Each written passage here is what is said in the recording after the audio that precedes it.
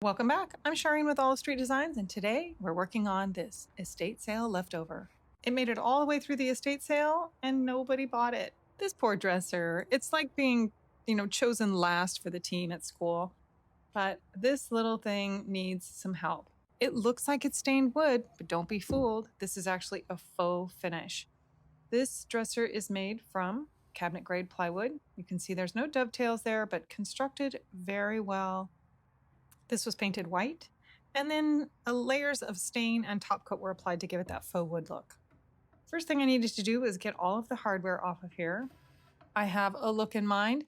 I had no idea what I was going to do with this piece. It did not sell at the estate sale, and the owner of it called me and said, "Look, this didn't sell at the estate sale. Do you want it? Could you do something with it?" And I looked at it and I said, "Absolutely." And when I got it home and started looking at it, the style was just really, sometimes they just shout things at you. And this one was shouting a specific look to me. So I know where I'm headed with it. But when I get all of the drawers out after numbering them so they go back in their home, I just take a good look at everything. This is a great time to inspect all of the guides, all of those planks underneath the drawers, just to make sure everything's in good working order. And the inside of this is beautiful. Nothing at all wrong with it. But now you can see some little areas where that stained area is chipping. You can see the primer and stuff underneath it. It's interesting. I really thought it was stained to start. He did a great job. So the first thing I'm going to do, I did get it all cleaned up and I didn't show that, but I used a degreaser and just cleaned everything really well. The next thing I'm going to do is go in with 120 grit sandpaper and start smoothing this out. Now, it looked like he did spray the paint or primer underneath the stain, but then the top coat and probably the stain was applied very thick and with a brush. So it's got some pretty heavy brush marks that I want to smooth out.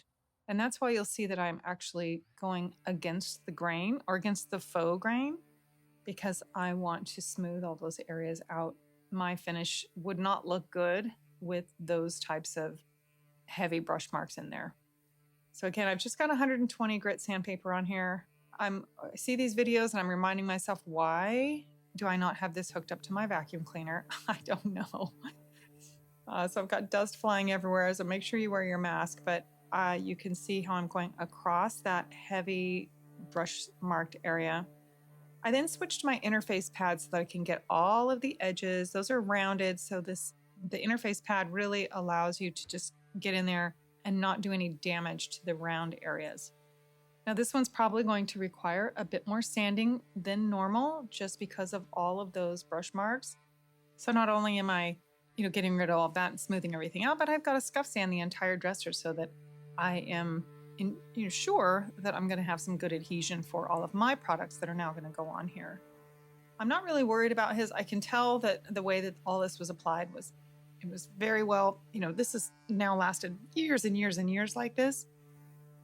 So I don't feel like I need to strip the entire thing, but I do need to give it a good cleaning, good scuff sanding. And again, I'm just using my pad here on these rounded edges. Otherwise, I'd end up doing a lot of that by hand. Anything that's flat, I do with my traditional sandpaper, and then the rounded parts, I switch to interface pad. So now I'm going to go off to the next step. I didn't bother cleaning this because I've got more sanding to do. So I just went right into my Bondo, and this is going to be what I'm going to use for filling all the hardware holes. So I'm taking the Bondo out. This is the cream hardener. I get lots of questions about what in the world was that blue stuff you were putting on there. So this is a two-part process. The Bondo is, the putty, and then you add the hardener. That's the blue. Is there an exact measurement? Not really. It says add a little bit. Bondo doesn't have clear instructions, but you just put some in there. The more you add, the faster it hardens. And you want a little bit of working time on this. It takes some time to get all this pressed into the holes. And if you add too much, you only get through a few holes and it's all hard and you have to waste it. So I mix it all up, and now I am going to just press it into the holes, and I build it up a little bit on top. If you do it completely even and then sand it, you're going to see that. So I find that if I build it up a little on top, then when I go to sand it, I can get it nice and smooth. As I'm sanding, I'm also scuff sanding the entire drawer face. The key to getting this really blended in well, so you can't really see that, is to not quite go all the way flush. So I'm sanding it down, but I'm kind of feathering it where, I don't spend a lot of time sanding those repaired areas way down because then you do kind of see it. So as I'm doing them, I'm kind of getting just to the wood and then being really careful over it. And I run my finger across it and see how it blends. It may look like I'm getting all the way down to that hole. I'm not sure if I'm making sense, but I don't want to sand it flush, flush, flush. So that area where you can see now that's filled in is slightly larger than the actual hole. And I'm leaving a little bit of Bondo there to help mask that area so that you don't see the repair. Now, sometimes the Bondo may have a little bubble or you've sanded it a little much and you can still kind of see it. And that's fine. You just go get more Bondo and do another quick layer, sand it carefully, and it will be nice and smooth. So I'm just going to get each drawer sanded down smooth. I didn't have to go back and do more Bondo. A lot of times I just have to go do that second coat to make sure that it's smooth, but didn't really need it. But when I was in the intro there, I was showing that there's no dovetails on this and that it's plywood. It was a little bit untidy. So you could see where the previous finish had been sprayed, like the underlayment of the primer and then the stain applied on top. And you could see that it made that edge kind of rough looking. I decided to sand all of that down because I want a nice, clean, smooth area so that I can make nice straight lines on mine. So I turn them over and then I, of course, have to flip it to the other side and do the same process over here with each drawer. This may seem like a little bit of overkill, but I think it really does make a big difference in the overall presentation at the end when things are nice and tidy and nice, crisp, clean lines.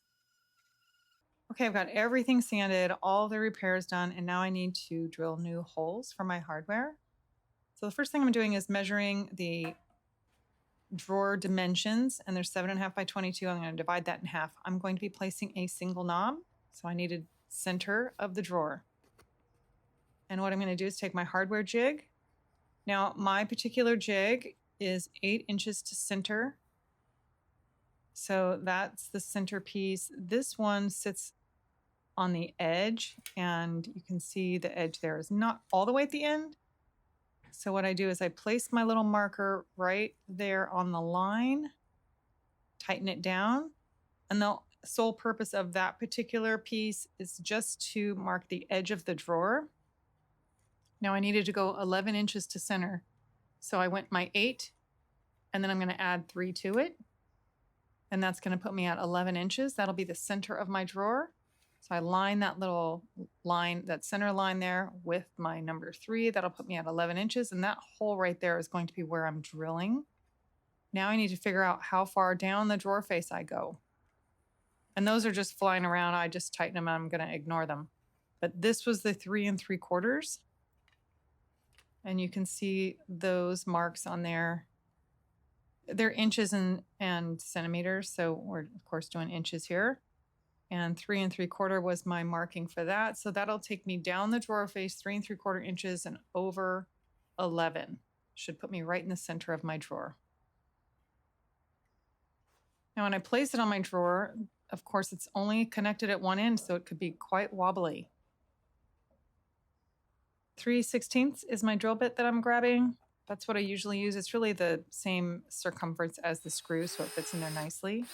Get that put in there and then see how wobbly this could be. So you lock it over, bring it down, lock it in, and then I hold it.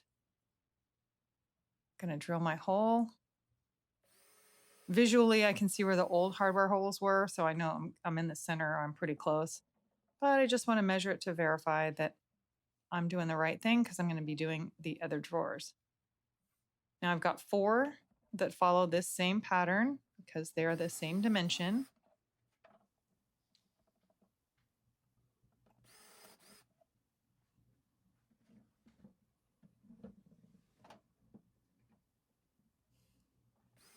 And then I have the 2 top drawers. Now, of course, they're the same width, but they aren't quite the same depth. So I had to just measure that. How large is the drawer face? Change that setting so I can get the center here again. And easy as pie. Without the hardware jig, you end up measuring and taping and marking and all that. That just makes it so much easier. Okay, time to get my tent set up. This is a Wagner spray tent in a size extra large. This is the largest one they make. This is a smaller dresser, so it does work in here. Otherwise, I'd be setting up my extra large out in the driveway with the 12 by 12 easy up. This one's going to work well just for the single dresser. So I get everything all set up and into the tent we go. Now, temporary handles are a must. I usually put them in as I'm putting the drawers back in, but I forgot. So here we are. I like to be able to move my drawers around, especially on drawers that sit into the cabinet and they're not resting on the face.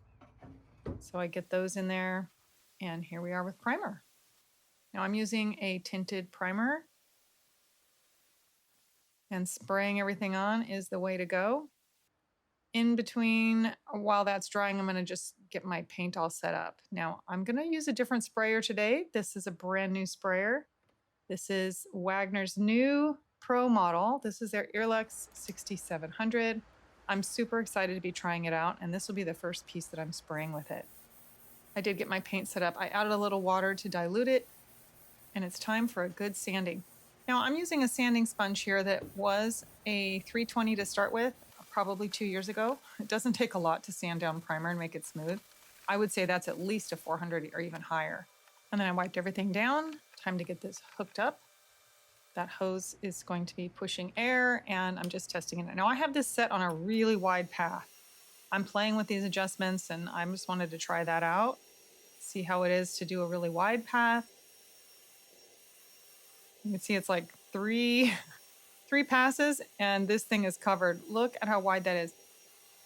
And again, I'm just playing with some settings, so I just wanted to see what this was like. It is spraying a super fine mist. I am liking the way that this is going on. It is a little bit different than my Flexio. Now, that is my standby. I have been using that for a long time, but I thought it was time to try this.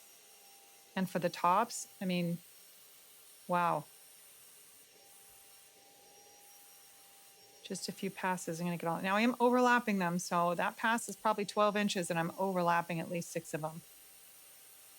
And here we are using those temporary pulls, but I am in between coats. I pull it out so it can dry, and then after everything dried, I'm going to tape these areas off.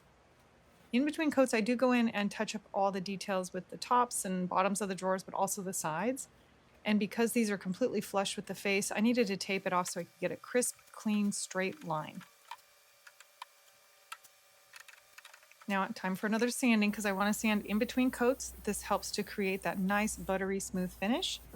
Get everything wiped down, and now I'm going to do this touch-up painting.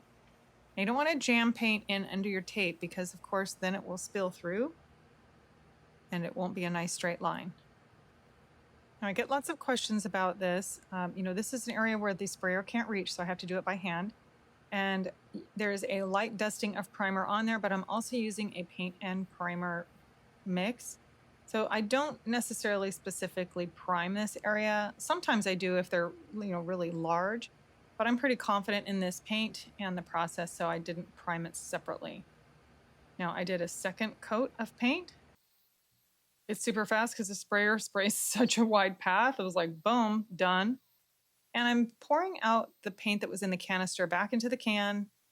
I'm adding my top coat directly to the paint canister, and that is going to tint my top coat. It just adds a little bit of color to it, and especially when I'm doing white or even black, it just helps to stabilize the top coat so you don't get any shadowing or weird hues. Okay, this is top coat going on. I'm going to do multiple coats of top coat. I'm not going to show them all, but I will do top coat and then, of course, sand again, more top coat, doing multiple layers of it. I like my pieces to be very durable. This sprayer is amazing for top coat. I let this dry for a few hours, and I'm taking that tape off to reveal nice straight lines. It's the best thing when you look at it, and it's just so nice and tidy. I just love that. I don't like to leave extra paint or, I don't want it to be sloppy looking. Okay, time to measure my drawers because I'm going to be cutting some drawer liners. And I like to cut mine exactly to size, so I measured both dimensions of my drawer. I'm cutting it to size. I don't prefer to put it in the drawer and then cut it with an X-Acto knife because never comes out straight. I'm dusting with a large paintbrush. Take the backing off and the big flop to get it in there. I drag it into place and then I smooth it with my hand and then go in with a putty knife to get out any air bubbles. And there we are. I think it's so cute. It coordinates so well with this dresser. Time for some hardware. Are these not the most adorable poles you've ever seen? I couldn't believe it when I found them. I was specifically searching for bows and I found these and they're large and I thought they were perfect. So I was so excited to find them. Let's take a look back at where we started. And here we are now. This estate sale leftover is beautiful and ready for a new home. And I think this could be for a little girl's room or really just somebody that's young at heart and loves pink. This is a beautiful blush color. I would consider this a light neutral and could be a statement piece in any room. I hope you like it and be sure to follow for more.